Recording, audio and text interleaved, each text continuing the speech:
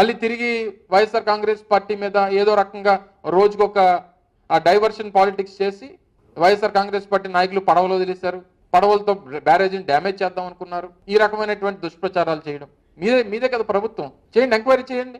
సరే, ఏదో వైఎస్ఆర్ కాంగ్రెస్ పార్టీ నాయకుడి పేరో లేకపోతే ఇంకొకరి పేరు మీరు చెప్తున్నారు, ఎంక్వైరీ చేయండి. మీరు ప్రభుత్వంలో ఉండి మా మీద ఆరోపణలు చేయడం కాదు, ఎంక్వైరీ చేయండి.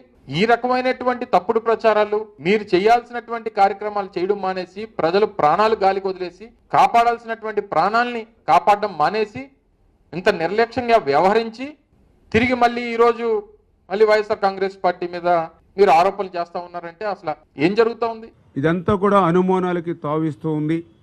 ఎందుకంటే ఏదైతే ఇటు 40-50 టన్నుల బరువు కలిగినటువంటి ఏవైతే ఈ యొక్క బోట్స్ ఏవైతే ఉన్నాయో ఇవి జనరల్గా నది ఒడ్డున లంగర్ వేసుకుని మరి జాగ్రత్తలు పెట్టుకుంటూ ఉంటారు.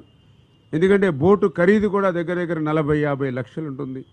మరి అంతటి విలువైనటువంటి బోట్లని మరి ఏదైతే ఒక ప్లాస్టిక్ తాడుకు మాత్రమే కట్టినట్టుగా ఇప్పుడు విచారణలో వాళ్ళు చెప్తూ ఉన్నారు. అది కూడా 3 పడవలను కలిపి ఒకే తాడుకి మరి ప్లాస్టిక్ తాడుకి కట్టి ఉంచినట్టుగా మరి వాళ్ళు అక్కడ ఉన్నటువంటి దర్యాప్తు వారి ద్వారా తెలుస్తూ ఉంది.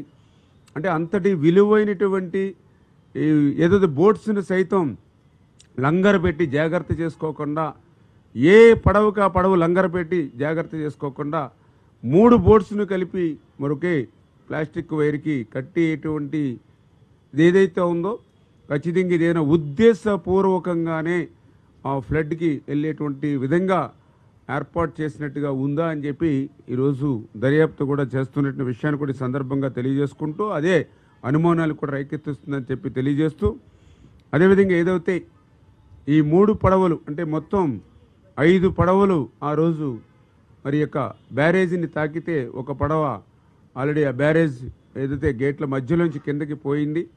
మిగిలిన 3 పడవలు ఇప్పుడు మనకి ఐడెంటిఫై చేసాం పైన వాటర్ పైన.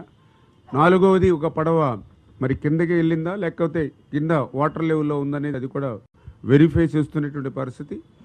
ఈ 5 పడవల్లో ఈ 3 పడవలు కూడా ఎందుకు అనుమానాలకు తావిస్తుందంటే ఒకే యజమానివి 3 కావడం, ఒకే యజమాని 3 ఉండడం, ఆ 3టిని కూడా లంగర్ వేసుకోకుండా ఒకే ప్లాస్టిక్ వైర్ కట్టుకోవడం అనేది కూడా అనుమానాలు తావిస్తూ ఆ 3 పడవలకు సంబంధించిన యజమాని కూడా ఉషాద్రి ఎవరైతే ఉన్నారో అతను కూడా ఆ ప్రాంతంలో ఉన్నటువంటి కోమటి రామ్మోహన్ ఎవరైతే ఉన్నారో అతనికి మరి ప్రధానంగా మరి అనుచరుడుగా ఉండడం, ఈ కోమటి రామ్మోహన్ ఎవరైతే ఉన్నారో మరి జగన్మోహన్ రెడ్డికి అత్యంత సన్నిహితుడు అయినటువంటి తలసేర రఘురాం మీ అందరికీ తెలుసు, ఆయనకి ఈయన రామ్మోహన్ బంధువు కావడం.